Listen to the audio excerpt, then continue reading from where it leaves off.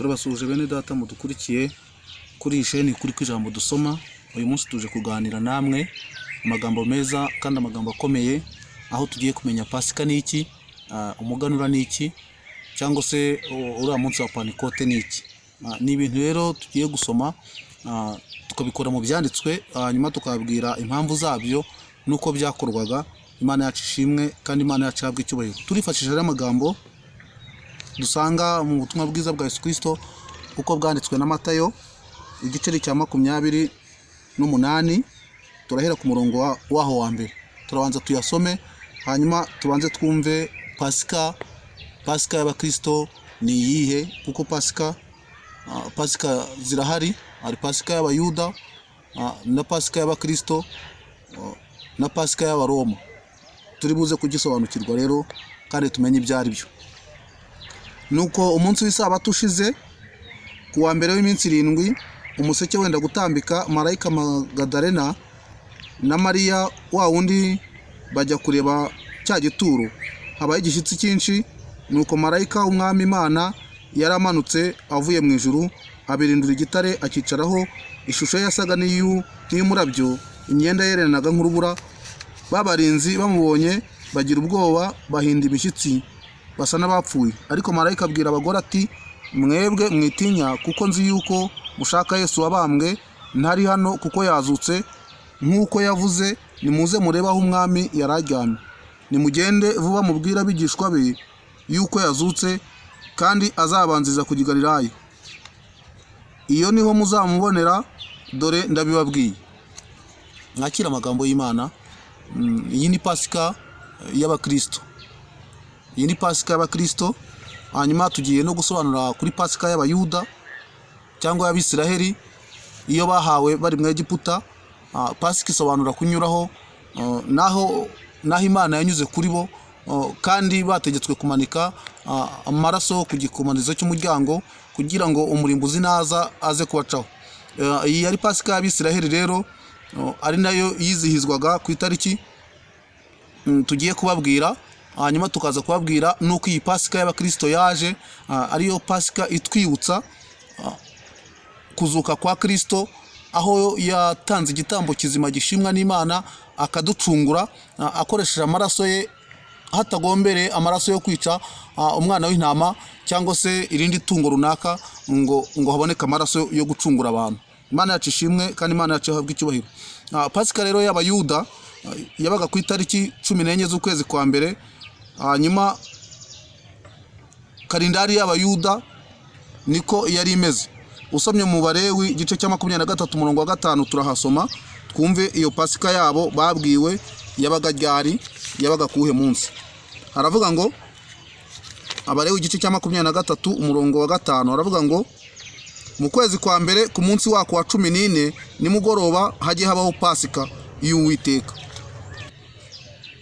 Dusomye amagambo meza atubwira kuri la Pasika y'Abayuda yabaga ku itariki 14 z'ukwezi kwa mbere, aho aribwo yabaga. Hanyuma Abaroma bo baje kuyihindura bayishyira mu kwezi kwa 4. Iyi Pasika y'Abaroma inyuranyije n'ibyanditswe, kuko Pasika y'Abayuda niba yarabaga ku itariki 14 z'ukwa mbere, ari wo munsi habagaho Pasika. Urumva ari ibintu ni ibintu binyuranye.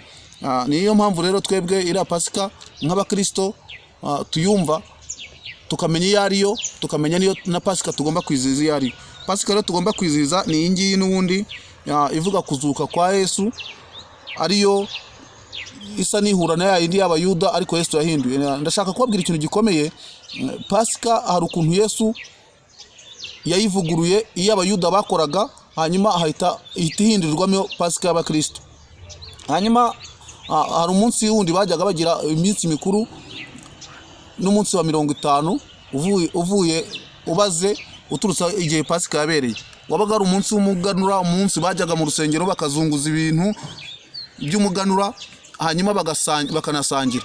Uyu munsi rero naho Yesu yaje kuwuvugurura, ari wo babaze bihura n'umunsi wa Pantekote, ari wo turimo kwizihiza uyu munsi wa none, ku munsi wa 50 Pasika ibaye.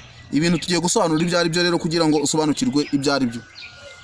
Hanyuma uyu munsi wa 50 reka dusome nawe ahantu uri, ni mubare w'igice cya 23 umurongo wa 16.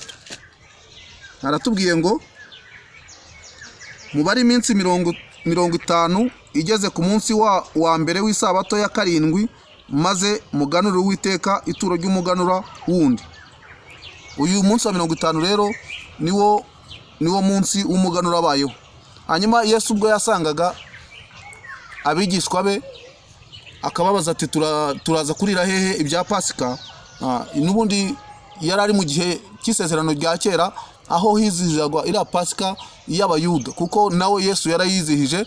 Ariko ku munsi wo gusangira bajyaga bagira wo gusangira, yaje kubateraniriza hamwe, ariho yatanze ifunguro ryera, hanyuma anategura ibya Pasika. Abantu rero bavuga mu bihugu bitandukanye no mu bice bitandukanye baje guhurira hamwe kugira ngo bizihize cyangwa baze mu minsi mikuru ya Pasika. Ariho rero Yesu yazutse, amaze kuzuka abantu bose bari muri ibyo bice baraje mu minsi mikuru. Hanyuma bigeze mu gihe cyo gutanga umwuka wera, amaze kubwira abigishwa bati mugume Yerusalemu murindire ibyasezeranyijwe. Uriya munsi wa 50 wageze, n'ubundi abantu bari mu cyo gihe cy'iminsi mikuru, abantu baraturutse mu mihanda yose baraje mu gihe cy'umuganura, mu gihe cyo kuzunguza, mu gihe cyo gukora umunsi mukuru wabo. Imana yacu ishimwe kandi Imana yacu ihabwe icyubahiro. Hanyuma rero Yesu Pasika tumaze gusoma yadushyiriyeho, cyangwa Pasika twabonye, aho twabonye umwana w'Imana aducungura, ntabwo ikiri Pasika ya yindi ya kera y'Abayuda, ahubwo ni Pasika y'Abakristo. Imana ishimwe kandi Imana yacu ihabwe icyubahiro. Hanyuma tugeze kuri wa muganura n'ubundi tumaze kubasomera. Uyu muganura nawo wabaga hakurikijwe igihe Pasika yabereye. Niba Pasika yarabaga ku itariki 14 z'ukwa mbere, uturutse ku munsi wa mbere babaraga iminsi 50 bakabona gukora uyu muganura. Hanyuma rero uyu munsi w'umuganura niwo turi buvugeho. Turi dusomye mu butumwa, turasoma mu byakozwe n'intumwa, buriya niho turi busangiye amagambo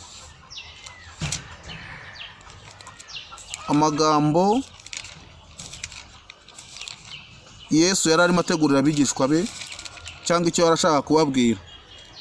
Hanyuma rero kuri uyu munsi wa 50 n'ubundi bategereje, Yesu yaje kubamanura ku muganura mwiza w'ibivuye mu ijuru. Mu gihe kera bajyaga umuganura ibyo bakuraga mu byo bejeje, Yesu yabateguriye ibivuye mu ijuru, noneho kugira ngo abe ari byo aboherereza. Ariho yabohereje imbaraga za mwuka wera nk'ubutunzi cyangwa nk'umutungo w'ibintu bivuye mu ijuru ngo baganureho. Biba biranahindutse, ntibongeye gukora umuganura wo kuzunguza ibintu mu rusengero no kuzana ibintu, ahubwo abakristo bahita bafata uyu munsi wa Pantekote, uyu munsi umunsi wo gushingwa kw'itorero rihabwa inshingano yo kubwiriza ubutumwa bwiza no kubwira abantu ibyo kwihana no kubwiriza iby'uko Yesu yazutse, kuko bari bamaze kubona imbaraga zo kubasha kuvuga. Aha rero turabisanga mu gitabo cy'ibyakozwe n'intumwa. Hanyuma umurongo n'uwa 6 igice cya mbere aravuga ngo nuko bamaze guterana baramubaza bati mbese mwami iki nicyo gihe wenda kugaruramo ubwami bwa Bisiraheli? Arabasubiza ati si ibyanyu kumenya iminsi cyangwa ibihe data yagenye,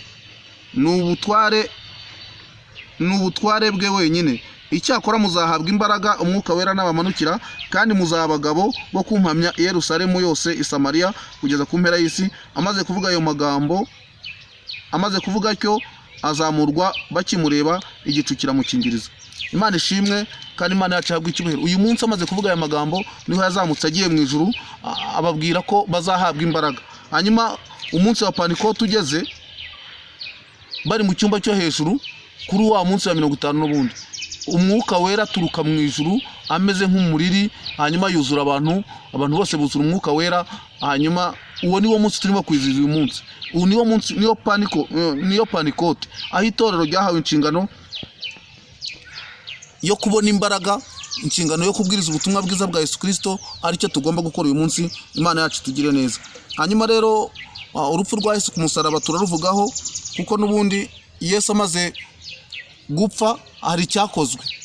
Urupfu rwa Yesu ku musaraba ruhuza abantu. Umusaraba ni ihuriro ry'abantu.